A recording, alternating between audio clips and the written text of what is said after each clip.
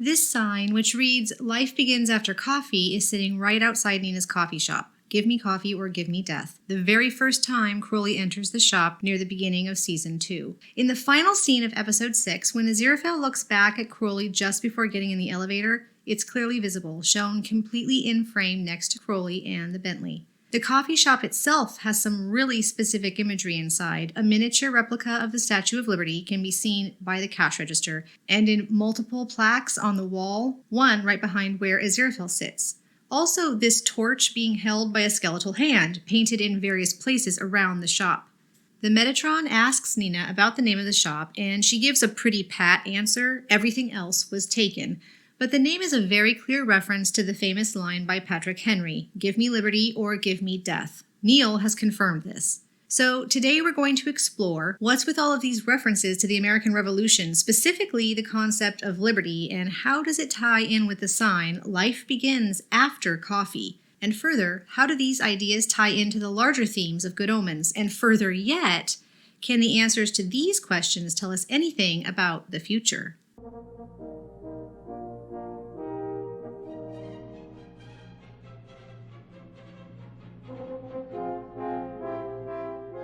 If you didn't click on my video to listen to a bit about American history, I'm sorry. Blame Neil. I'll be as brief as I can, but this isn't just relevant, it's literally the core of this particular theme in Good Omens, so let's go over it. Patrick Henry, one of America's founding fathers, gave the speech that included this now famous line in 1775 during the Second Virginia Convention. The purpose of that convention was to decide how to handle the heavy-handed rule and military might of Great Britain. Some members of the convention wanted to compromise with Great Britain, but Patrick Henry wanted Virginia to raise a militia and resist. He and others viewed British rule as tyrannical. Many people had come to the colonies specifically to escape tyranny in their home countries. They expected and desired the same rights as Englishmen and the right to self-govern. They paid taxes to a king and were ruled by a parliament thousands of miles away who didn't seem to have the interests of the colonies in mind when they were making laws and policy decisions. A little over a year later, America declared its independence, and the Revolutionary War, the war to win that independence, began. I could go on here. For instance, there are some interesting aspects of King George III that I think correlate well to the Metatron, but let's stay on topic: liberty or death. Give me liberty or give me death isn't the only historical reference to liberty just in the coffee shop either. So let's talk about the Statue of Liberty, images of which litter the tiny shop. The Statue of Liberty was unveiled in October of 1886. The French flag that covered her face was whisked off to a gun salute and much applause. Situated on what was originally called Bedloe's Island, but later came to be known as Liberty Island, she welcomes ships into New York Harbor and Ellis Island with her torch held aloft. Lady Liberty and Ellis Island have both become symbols recognized worldwide, representing an escape from oppression, the dream of a free and idyllic life. The Statue of Liberty is also directly tied to the American Revolutionary War, as it was built and gifted to us by France to honor the friendship and alliance formed between France and America during the Revolution, and of course to celebrate 100 years of American liberty. Historians generally agree America would not have won the Revolution without the support of France. When the statue was gifted, it was also meant to celebrate our common ideals and to serve as a reminder that the work is never done, to continue the pursuit of liberty. So that's what she symbolizes. But in World War I and World War II, her image was used to recruit soldiers to the cause of defending democracy and personal freedom. Over time, more and more, her image became linked with war, liberty bonds, liberty ships. Tying back to the roots of the Revolutionary War, her message became, freedom isn't something you're simply granted, but something you have to fight for. There are a lot of historical events in Good Omens, especially Season 2, but also present in Season 1, that take place during wars and revolutions. In Season 1, Crowley rescues Aziraphale from the Bastille during the Reign of Terror in 1793. This period is significant in the decade-long French Revolution, which started hard on the heels of the American Revolutionary War. Something happened between the two ineffables in 1650, right in the middle of the Third English Civil War. And of course, we have their extremely important meeting in 1941, which takes place during the heat of the Blitz, which was the German bombing campaign that carpeted London and other towns and cities in the area with destruction during World War II.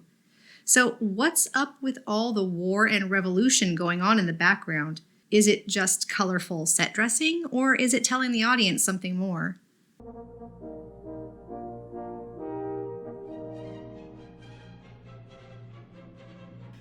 Why use the word liberty and not freedom?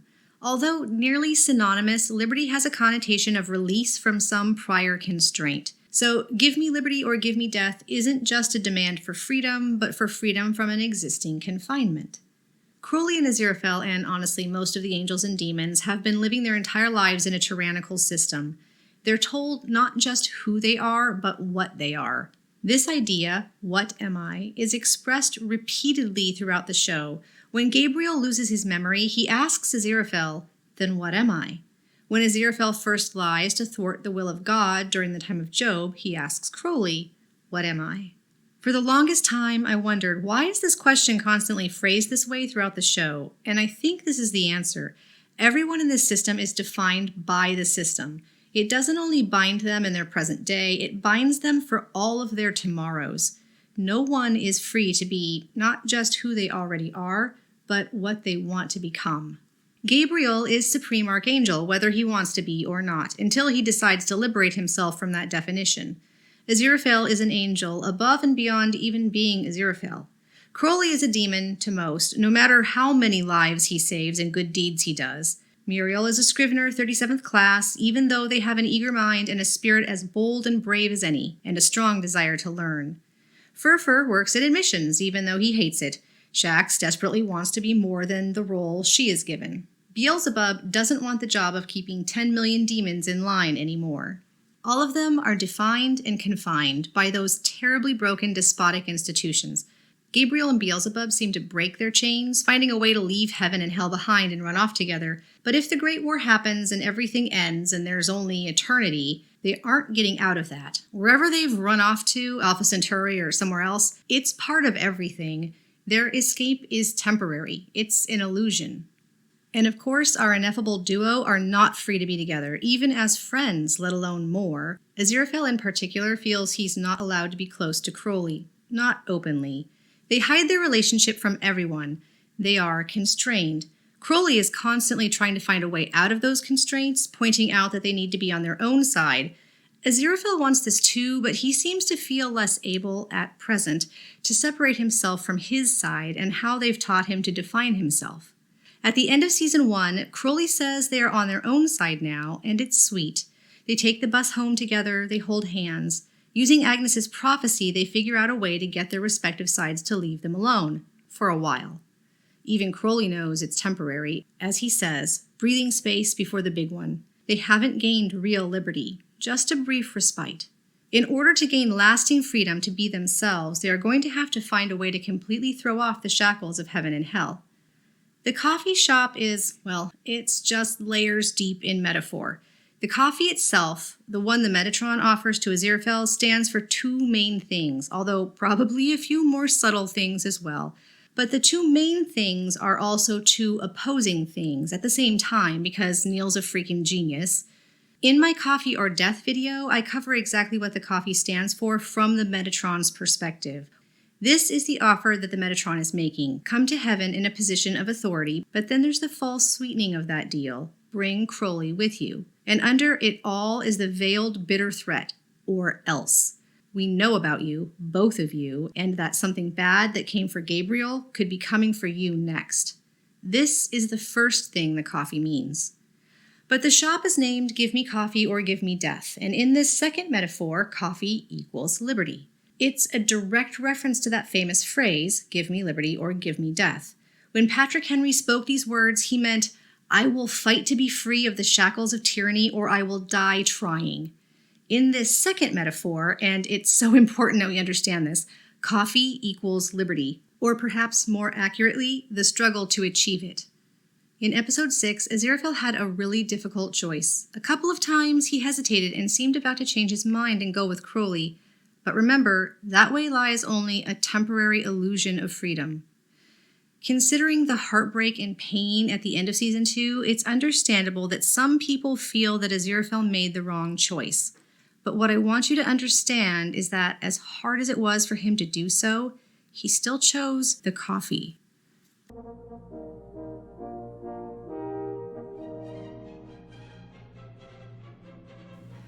The sign that I pointed out at the beginning of this video, the one outside the coffee shop, the one next to Crowley in the last shot while Aziraphale's walking away, says nothing about liberty. But it does say something about coffee. And now that we've determined that the word coffee is a stand-in for the word liberty, we can reword the sign. Life begins after liberty. This sounded vaguely familiar to me, and a bit of research led me to the quote, "Life begins on the other side of despair." This quote comes from one of the most influential philosophers of the 20th century, Jean-Paul Sartre, a Frenchman who wrote essays and books on philosophy. He wrote novels, he wrote numerous screenplays and adaptations, and he was also a playwright, a real Renaissance man. This quote sounds grim, but I think it's quite fitting when you look at the philosophy that birthed it. Did Neil mean for this little signboard to reference this quote and this titan of 20th century ideas? Of course, I don't know for certain. I asked him, but he didn't answer me this time. Knowing just how well-read Neil is and how central to our modern ideals Sartre is, I think it's very likely. There are a couple of things that really make me feel like this quote is related to good omens. Don't worry, I won't drag you too far into the weeds. Sartre had very definite ideas about what constitutes freedom. His philosophies are extremely complicated, and there's simply no way for me to condense a lifetime of work into a few minutes of video, so I'm just going to focus on two key concepts. First, while he wasn't the first person to conceive of existentialism, he did shape its modern interpretation. Existentialism is, in short, the philosophical belief that we are each free and responsible for who and what we are. Explicit in existentialism, our purpose is not defined by higher powers, be they governments or gods. Purpose and meaning are defined by each individual. Second, he believed that in order for a person to truly experience conscious freedom, that the conditions that are normally a sort of background noise, the constraints we live with but mostly don't pay much attention to, must become so onerous that they can no longer be ignored. This gives the person a motivation to take action to remove the constraints. This is the meaning of that quote, "Life begins on the other side of despair." People must reach a tipping point in order to take the necessary action to free themselves from bondage in order to achieve true liberty. The first philosophical concept, existentialism, is a major theme we see explored throughout both seasons and the book. In the book and in Season 1, Crowley and Aziraphale both attempt to reject heaven and hell's hold on them. Anathema burns Agnes's second book after Newt says, "Think of it this way, do you always want to be an ancestor?" The very way in which the world is saved is by Adam rejecting the role he was literally born to fulfill and cutting himself off from the higher power of his satanic heritage. He chose to become what he wanted to be, a fairly normal boy with fairly normal parents. Even Dog wasn't defined by hell anymore and is allowed to just be a dog. In Season 2, we see Gabriel and later Beelzebub, both of whom are near the top of their respective hierarchies, realize that despite their apparent power, they're still defined by the entire system in a way they no longer wish to be defined. Gabriel fights the system Gandhi style with passive disobedience and has to run away naked to escape having everything about who he is erased. The ultimate form of control to force on him, removing his newly discovered freedom by removing the him that is fighting to redefine himself, a fate worse than death.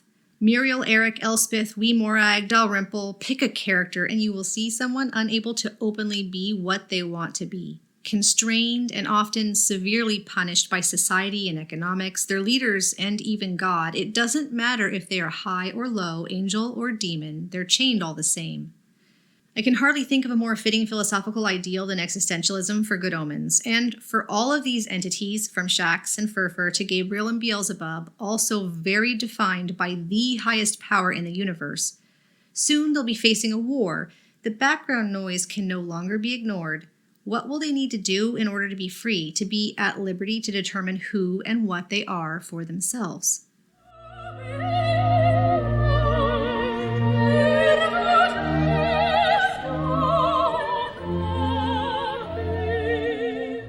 In Good Omens, heaven is portrayed as a cold corporate entity bent on achieving one thing at all costs, victory over hell. Hell is portrayed as a cluttered, ill-managed monarchy bent on achieving one thing at all costs, victory over heaven. Humanity and most demons and angels are nothing but cannon fodder in whatever war the powers that be manage to concoct so that one side can proclaim itself the victor over the other. This war has been part of the Great Plan since probably at least the time of the fall, and everything else is just a means to this end. The second philosophical concept from Sartre that I mentioned earlier, that a person must reach a certain threshold of suffering before being able to throw off their bonds and be truly free, may be something that comes into play in Season 3. Crowley may have already reached a threshold and is ready to cast off the labels and definitions, rules and roles that heaven and hell have imposed on him, but those systems are still in place, and so, willingly or not, he is still defined and constrained by them while they exist.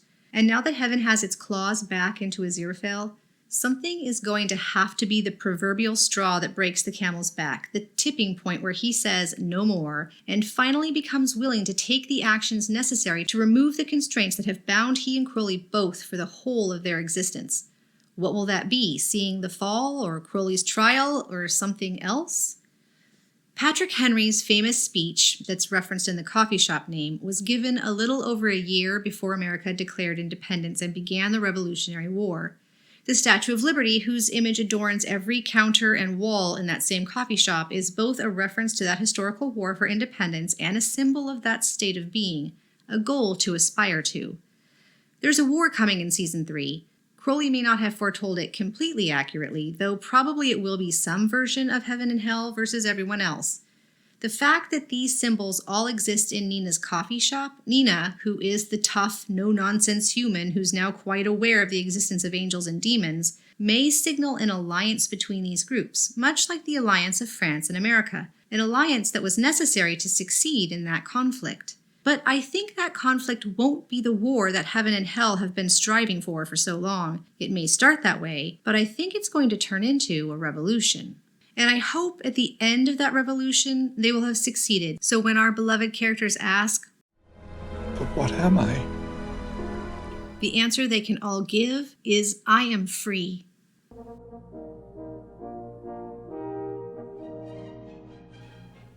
Someone in my comments, or maybe a message, I lost it and I can't find it, so if this was you, please say so. I'm sorry I lost the name. But someone pointed out to me this beautiful shot of Crowley and Aziraphale standing on the portal rug looking up at the miracle they just performed together to hide Jim is very clearly a yin-yang symbol. This just really emphasizes how they're in perfect harmony right here, only moments after the apology dance. It's a really cool insight, and even though it's a small detail, I really wanted to share it. They are the yin to each other's yang. They are. I like my yang, but I like it better when your yin is mixed. Special thanks to Ryle, an historian and lovely person who was so generous with her time on short notice. She helped make sure I didn't have an American-only historical perspective on the Revolutionary War and the meaning of the Statue of Liberty. She also kindly shared some of her general knowledge of history. She didn't check every historical detail I referenced here, so if I've gotten anything wrong, that's on me. And of course, I'd like to mention Good Omens Got Talent. There's 4 weeks left until the submission deadline. This is a talent contest and show that will be hosted on my channel at the end of February. Any skill level and any talent is welcome. It's hard to say at this point for sure, but I think it's going to be a fairly sizable event and a great opportunity for you to show off your talents. I don't have a lot of social media presence, so if you'd like to help spread the word about this talent show through the community, I'd really appreciate it. The link to the official website, GoGot, is in the description below. Have you wanted to read some of the books or watch some of the movies referenced in Good Omens? Well, I haven't mentioned Discord this month, but I'd like to do so now. It's not just your regular fan site Discord. We have a reading group hosted by Tim the Enchantress that's going through all of the books that Jim is alphabetizing, the ones Neil said are relevant to Good Omens. There are read-alongs and discussion groups. We also now have a movie club hosted by Streamin' Demon Joe Madge that's going through all the movies referenced in Good Omens, like the Powell and Pressburger films and the Richard Curtis films. The first event will be viewing the BBC 2005 Pride and Prejudice miniseries later this month. We have lots of other stuff going on as well, including weekly and monthly trivia, music events, our community meetings where you get to come up and share your thoughts and ideas on all things Good Omens. There's fan art, a really organized fanfic group, adult discussion forums, a brand new plant and gardening discussion, and next month we'll be celebrating the French holiday, Chandeleur, I'm sure I'm saying that wrong, with an Aziraphale cooking weekend. And I'm not even listing half of it. There are contests and game nights and impromptu foreign language groups. If you want to be part of a community and share your love of good omens through fun activities and make some new friends, or just chat, or heck, just come and lurk in your favorite thread, this is the place. The link is in the description below. I am not good at segues, so congratulations to the Oaken Muse for winning the big monthly trivia contest. By the Bentley had some really difficult questions and you really knew your stuff. Thank you so much to my patrons who make these community activities possible. Discord and the talent show are both revenue free, and my patrons' generosity makes it possible for me to take the time to organize and host these sorts of things. You have no idea how much I appreciate you. Well, that's it for now. I hope you enjoyed this video, mired in history and philosophy as it was. You've made it to the end. So to you, my lovely viewers, thanks for watching.